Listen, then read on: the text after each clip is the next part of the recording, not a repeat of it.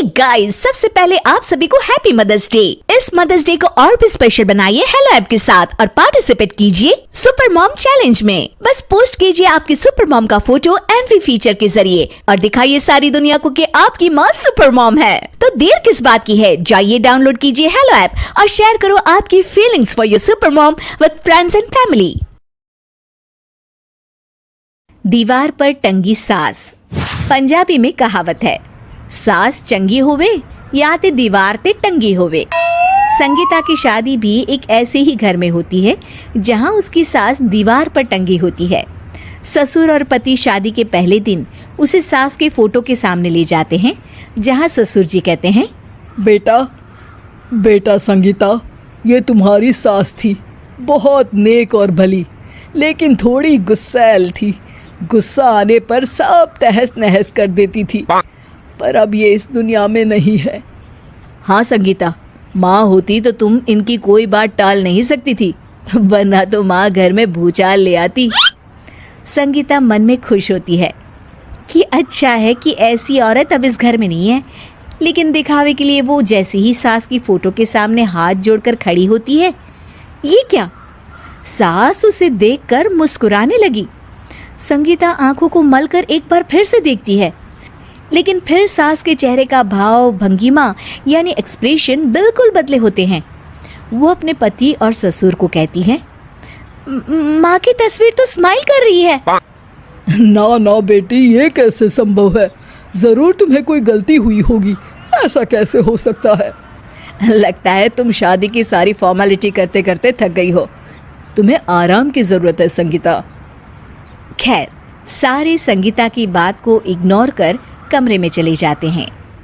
वैसे सास की फोटो पर एक्सप्रेशन एक के बाद एक बदलते ही रहते हैं।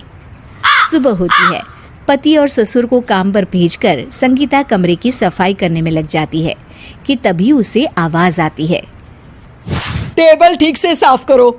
ऐसे भी कोई टेबल साफ करता है? इससे अच्छा तो ये गंदा ही था। किसी औरत की आवाज सुन संगीता दंग रह जाती है और सोचने लगती है कि आवाज कहाँ से आई। आवाज को नजरअंदाज कर वो फिर से अपना काम करना शुरू करती है, लेकिन इस बार तो आवाज बिल्कुल उसके कान के पास से आती है। मेरा घर है ये, जब तक मैं थी चमका कर रखती थी, हर एक चीज शीशे की तरह थी। तुम्हें तो ना सफाई आती है ना कुछ पता है। क्यों तुम्हें मेरे घर की जिम्मेदारी दे दी गई है? पता नहीं तुम में मेरे बेटे को क्या दिखाई दिया। मैं होती तो एक से बढ़कर एक लड़कियों की लाइन लगा देती। अब संगीता को समझने में देर नहीं लगी कि ये आवाज किसी और की नहीं बल्कि उसकी सास की है, जो दीवार पर टंगी है। वो उसके पास जाती है और कहती है, नमस्ते सासू माँ, मुझे तो कल ही लग रहा था कि दीवार में कुछ काला है। वो दीवार नहीं, दाल होती है पगली। सही पकड़े हैं सासू माँ। तो क्या हो गया आपको जो आप यहाँ भी चैन से नहीं बैठी हैं? सुना मैंने आपका व्यवहार काफी गुस्से वाला था। चुप रह तू, ज्यादा बकर बकर ना कर। घर का काम करना तो आता नहीं, आई है मुझसे बहस करने। हाँ देखिए सासू माँ, मैं आपसे साफ साफ कह देती हूँ, मुझसे पंगा लेने की कोशिश मत करिएगा। तभी पीछे से संगीता का पति आता है। अरे संगीता, किससे बात कर रही हो? कौन है वहाँ? संगीता की सास की फोटो फिर से पहले जैसी हो जाती है। आपकी माँ से कह रही थी कि मुझे काम करना आता। अरे संगीता, माना सास के ताने हर बहू को अच्छे लगते हैं, लेकिन यहाँ तो माँ है ही नहीं, तुम तो फोटो से ही। तुम भी लाजवाब हो संगीता। किसी को विश्वास नहीं होता कि संगीता अपनी मरी हुई सास की फोटो से बात करती है। वहीं आए दिन संगीता की सास संगीता को किसी न किसी बात पर आते जाते ताने देती। संगीता को भी अब सास के तानों और उनसे बात करने की आदत हो गई। वो कभी खानदान की कहानी तो कभी तीज त्योहार कैसे मनाए या किसी व्यंजन की रेसिपी सास से ही पूछती।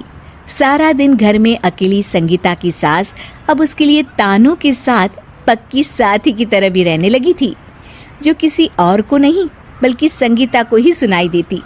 तो देखा आपने, सास बहू का रिश्ता हर रिश्ते से ऊपर होता है, फिर चाहे वो खट्टा हो या मीठा।